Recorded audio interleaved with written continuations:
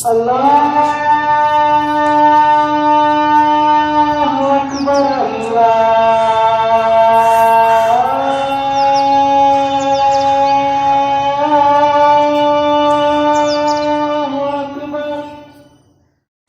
کی ایک تعلیم یہ بھی ہے، اسلام یہ کہتا ہے کہ اپنے بعد اپنی اولاد کی فکر کرو.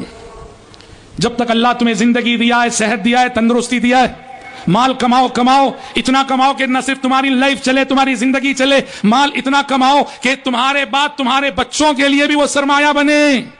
دیکھیے ایک بات میں آپ سے معذرت عرض کرنا چاہتا ہوں، ہمارے ممبروں سے، ہمارے اسٹیج سے، ہمارے سے مراد بالعموم علماء حضرات مال پر جب بھی گفتگو کرتے ہیں عام طور پہ منفی پہلوؤں سے، مال فتنہ ہے، مال ایسا ہے، مال صحیح ہے، مال فتنہ ہے. مال زندگی کی اساس بھی ہے، زندگی کی ضرورت بھی ہے. اسلام نے مال کمانے کی بڑی اہمیت دی ہے، مال کمانے، مال جمانے، مال خرچ کرنے کی بڑی اہمیت ہے اسلام میں.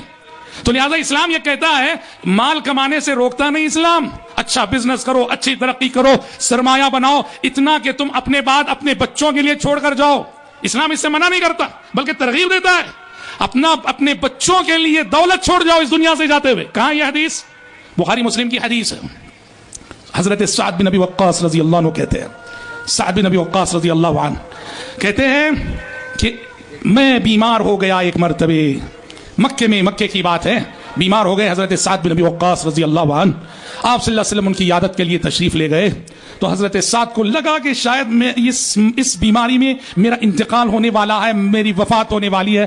تو حضرت سعد بن ابی وقاص رضی اللہ عنہ نے پیارے نبی صلی اللہ علیہ وسلم سے اجازت چاہی، کہا کہ اللہ کے نبی میری صرف ایک بیٹی ہے اور میرے پاس مال زیادہ ہے، اللہ کے نبی میں مال صدقہ کرنا چاہ رہا ہوں، تو کیا میں 2/3 مال 2/3 مال صدقہ کر دوں؟ یعنی اگر فرض کرو کہ اگر ان کے پاس 90 لاکھ ہیں تو انہوں نے اجازت چاہی کہ 60 لاکھ میں صدقہ کر دوں. حضرت پیارے نبی نے کہا کہ نہیں. حضرت صاحب نے کہا آدھا مال، نصف مال صدقہ کر دوں. یعنی اگر 90 لاکھ ان کا سرمایہ ہے تو انہوں نے 45 لاکھ صدقہ کرنے کی سوچی. تو پیارے نبی صلی اللہ علیہ وسلم نے کہا کہ نہیں، 45 نصف مال کے صدقے کی بھی اجازت نہیں. انہوں نے کہا الثلث یا رسول اللہ، کہا کہ اللہ کے نبی کیا میں اپنے مال کا 1/3 حصہ 1/3 مال صدقہ کر سکتا ہوں؟ آپ نے کہا الثلث والثلث کثیر. کہا کہ سعد ہاں اپنے مال کا 1/3 حصہ صدقہ کر سکتے ہو، 1/3 حصہ صدقہ کر سکتے ہو. اس کے بعد جو جملہ آپ نے ارشاد فرمایا وہ محل شاہد ہے.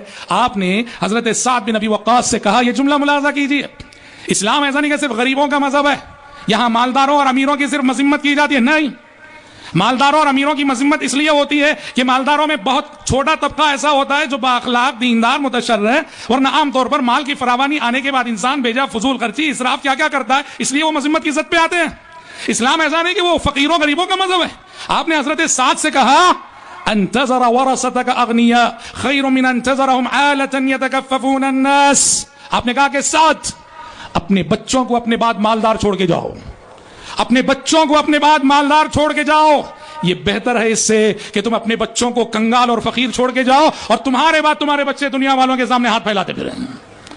کیا بات ہے، دیکھیے آپ سے نے کیا فرمایا، اپنے بچوں کو مالدار چھوڑ کے جاؤ. تو پتا چلا کہ اسلام اولاد کے لیے، اولاد کے مستقبل کے لیے مال جمع کرنے سے روکتا نہیں.